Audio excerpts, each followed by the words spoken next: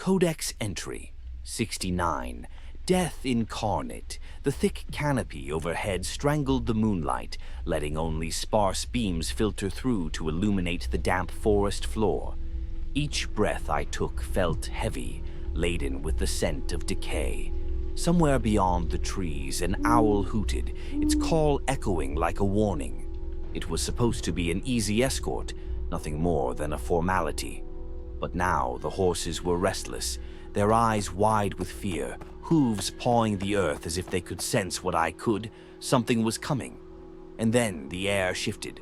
Cold, bitter, a chill that gnawed at your bones and whispered of death. It was then that I saw him.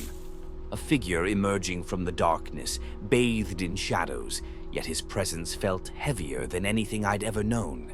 The Dullahan, headless, holding his severed skull in one arm like a lantern. The head grinned, its rotting eyes gleaming with malevolent intent, and its skin pale and drawn tight against bone. His horse, massive and black as the night itself, snorted fog as it pawed the ground impatiently, waiting. His target was clear. One of the women in the caravan, a merchant, with more secrets than goods, a face that wore guilt like a mask. She hadn't been innocent, not by a long shot. The Dullahan's steed took a few steps forward, and though the monster uttered no sound, I felt a rumble through the earth. It was as if the world itself held its breath. He raised his headless skull high, its mouth gaping as if preparing to speak. But I knew the words were not for me. He spoke, but the sound was a whisper, carried only to the one it was meant for. Her eyes went wide as if she could see something the rest of us couldn't. Whatever was said, it took only a moment. Before the final word left his mouth, she collapsed to the ground, dead. Not a scream, not a cry, just the lifeless thud of her body against the earth.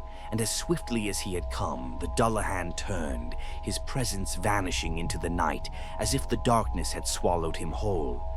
The only sound left was the distant gallop of hooves fading into the mist. The woman lay still, pale as the moon above, eyes wide open in eternal terror.